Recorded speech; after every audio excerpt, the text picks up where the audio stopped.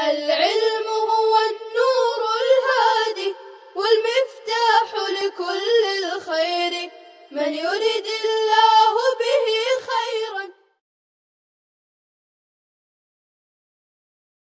الحمد لله رب العالمين والصلاة والسلام على سيد الأنبياء والمرسلين وعلى آله وأصحابه أجمعين أما بعد. بسم الله الرحمن الرحيم.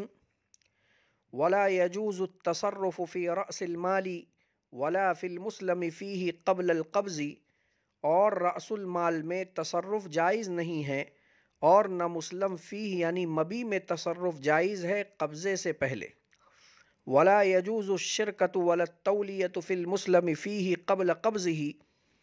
اور مسلم فی یعنی مبی میں شرکت اور تولیہ جائز نہیں ہے مبی پر قبضہ کرنے سے پہلے. عزیز طلبہ، اس متن کے تحت سب سے پہلی بحث عبارت کی وضاحت ہے. دوسری بحث متن پر دو جدید مسائل کا انطباق مع وجہ انطباق. مصنف علیہ الرحمہ لا یجوز التصرف فی رأس المال عبارت کے اندر رأس المال اور مسلم فی میں قبل القبض تصرف کا حکم بیان فرما رہے ہیں، اور وہ یہ ہے کہ بیع سلم میں رأس المال پر قبضہ کرنے سے پہلے مسلم الیہ یعنی بائع کا تصرف کرنا جائز نہیں ہے. اسی طرح مسلم فی یعنی مبی میں قبضہ کرنے سے پہلے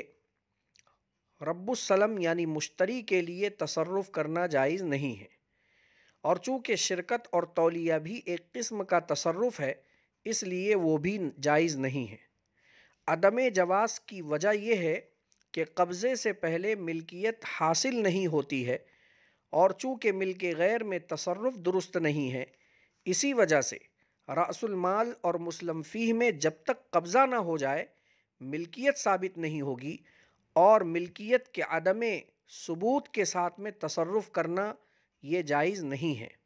اسی وجہ سے مصنف علیہ الرحمہ نے صاف طور پر رأس المال اور مسلم فی کے اندر تصرف کرنے کی ممانعت بیان کر دی قبضے سے پہلے.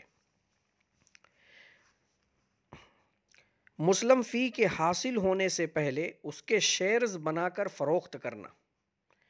اگر کوئی شخص کسی سے عقد سلم کرے جس میں مسلم فی کی ادائیگی 3 ماہ بعد ہونا طے پایا ہو، اور رب السلم یعنی مشتری اس دوران مسلم فی کے شیئرز یعنی حصے بنا کر فروخت کرے، تو اس کا اس طرح سے مسلم فی کے حصوں کا فروخت کرنا جائز نہیں ہے. عزیز طلبہ، اس عصری مسئلے کو مصنف رحمۃ اللہ علیہ کے متن لا یجوز التصرف فی رأس المال پر منطبق کرنے سے پہلے ایک فقہی ضابطے کا جاننا ضروری ہے، اور وہ یہ ہے کہ باب سلم میں جب تک مسلم فی یا رأس المال پر قبضہ نہ ہو جائے ان دونوں میں تصرف عدم ملکیت کی وجہ سے جائز نہیں ہے. اور مسلم فی پر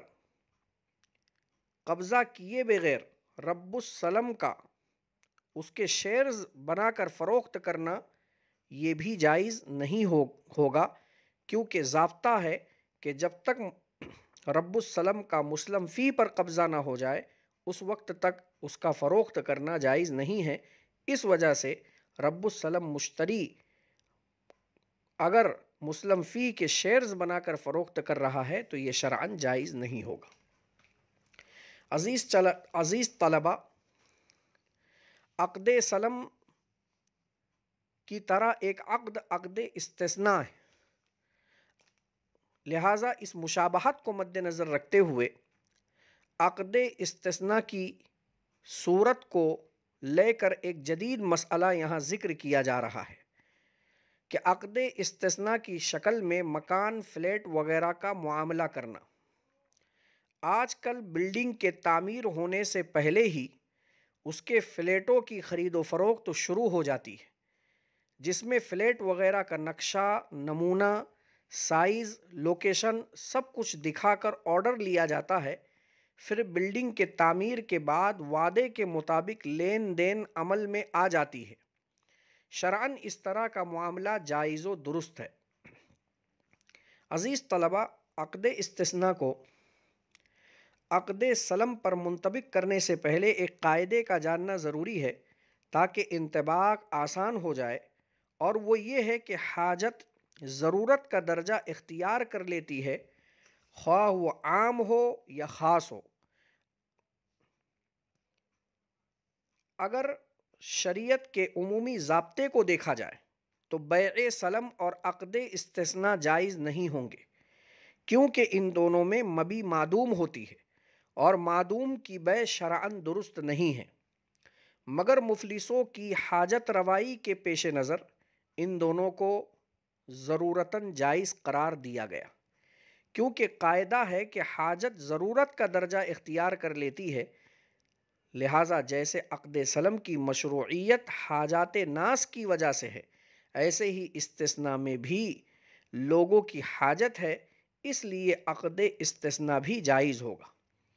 اس لیے بلڈنگ کے تعمیر سے پہلے فلیٹوں کو استثناء کے طور پر فروخت کرنا شرعاً جائز ہے۔ اخیر میں عقد سلم اور عقد استثناء کے مابین کیا فرق ہے، اسے بھی سمجھتے چلیں۔ عقد سلم اور عقد استثناء کے فرق کے سلسلے میں کتب فقہ میں کافی تفصیلات موجود ہیں، اور دونوں عقد اس بات میں مشترک ہیں کہ دونوں میں شیء معدوم کی بیع ہوتی ہے، اور تعامل ناس اور حاجات ناس کی وجہ سے ان دونوں عقد میں شیء معدوم کی خرید و فروخت کی اجازت دے دی گئی ہے، اور دونوں عقدوں میں سے ہر ایک میں ثمن کا متعین ہونا اور مبی کی جنس کا معلوم ہونا اور اس کی قسم کا متعین ہونا اور اس کی مقدار اور صفت کا متعین ہونا لازم ہے۔ جن چند امور میں فرق ہے وہ ان میں سے پہلا فرق یہ ہے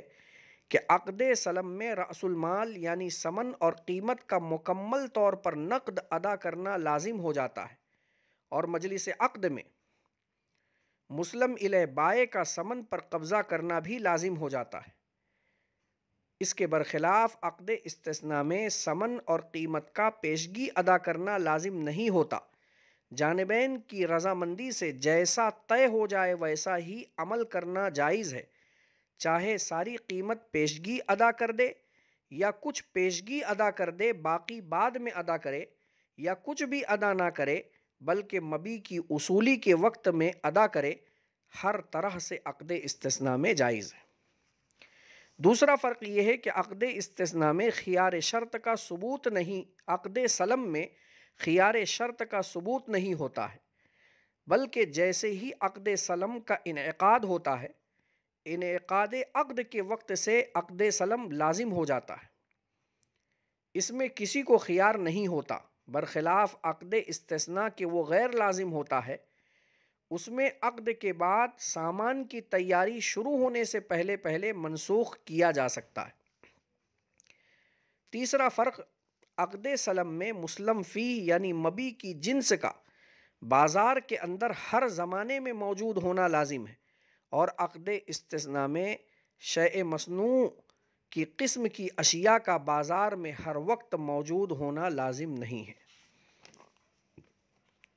السلام علیکم ورحمة الله وبركاته. السلام عليكم. لا تنسوا الاعجاب بالفيديو والاشتراك في القناة تشجيعا لنا لنستمر بنشر المزيد إن شاء الله.